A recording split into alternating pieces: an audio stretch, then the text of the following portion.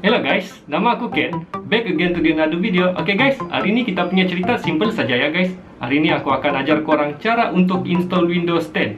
Memandangkan soalan ini sangat famous ya guys, ditanya oleh kawan-kawan kita di dalam channel ini. So, hari ini aku buat video ini khas untuk korang guys. Khas untuk korang. Tanpa buang masa, let's go guys.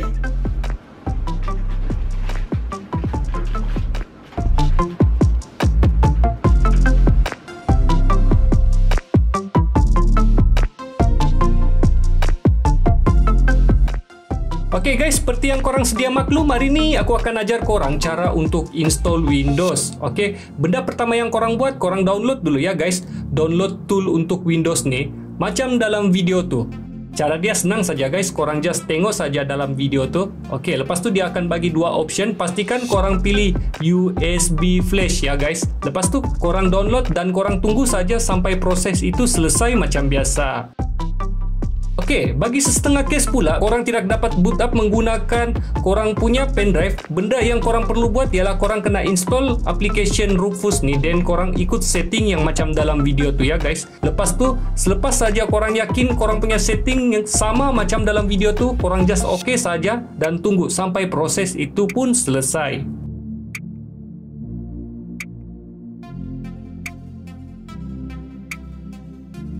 Oke, sekarang dalam pendrive korang tu ada Windows tu sudah ya guys. Selepas selesai saja proses download Windows tu, ada Windows sudah di dalam pendrive korang. So, langkah yang seterusnya yang perlu korang buat ialah korang masukkan pendrive tu di komputer yang korang ingin install Windows tu ya guys, dan korang turn on dan pastikan korang tekan hotkey lah untuk pergi ke BIOS. Oke, kalau dalam case aku ni aku kena tekan F2 supaya dapat pergi ke BIOS dan dia akan timbul yang macam dalam video tu ya guys. Oke, seterusnya korang pergi ke boot. Lepas tu korang tukar boot tu menggunakan pendrive tu ya guys. Oke, dalam sini, dalam case aku ni dia tulis USB storage. Oke, pastikan komputer korang tu dia boot menggunakan pendrive yang baru kita download Windows tadi tu guys. Oke, lepas sudah korang yakin betul-betul tu, korang just klik apply dan dia akan restart macam dalam video tu ya guys. Lepas tu bila kalau korang ada nampak logo tingkap tu, oke lah tu guys. Dia oke sudah.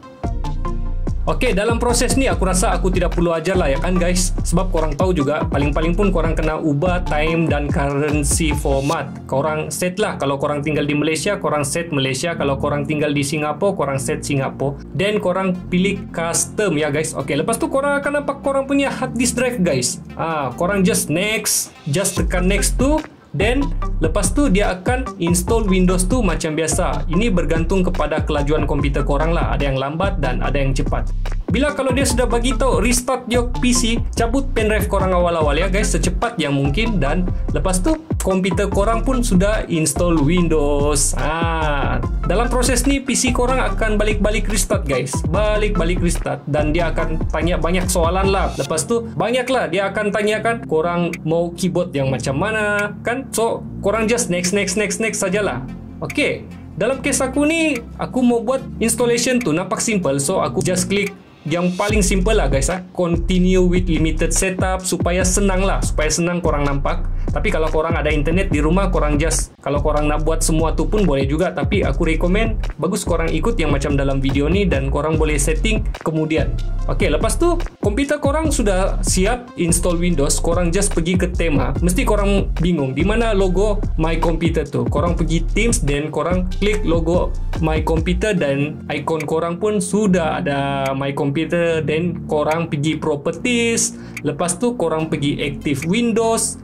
Just in case korang mau Active Windows tu kan guys. Lepas tu korang bagi masuklah korang punya key tu. Oke, kalau korang tiada key, korang boleh cari saja di Shopee. Murah saja tu guys.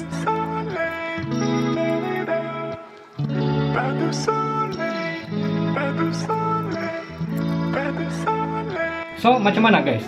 Senang saja cara dia mau buat kan guys? Tidak susah sebenarnya. Yang penting korang berani mencuba ya guys. Tidak salah mencuba. Kalau korang gagal sekali, tidak bermakna gagal selama-lamanya. Gitu lagi guys. Oke lah. Setakat ini sajalah video kita pada hari ini. Kalau korang rasa video ini best, menarik dan serba sedikit dapat membantu korang dan orang lain, please subscribe dan hit bell notification di bawah untuk memotivasikan aku ya guys, supaya terus buat video untuk korang dan supaya anda tidak terlepas daripada konten yang seterusnya. Thanks for watching. See you in the next video. Kita tambah satu lagi guys. Selamat bersahur bagi yang muslim.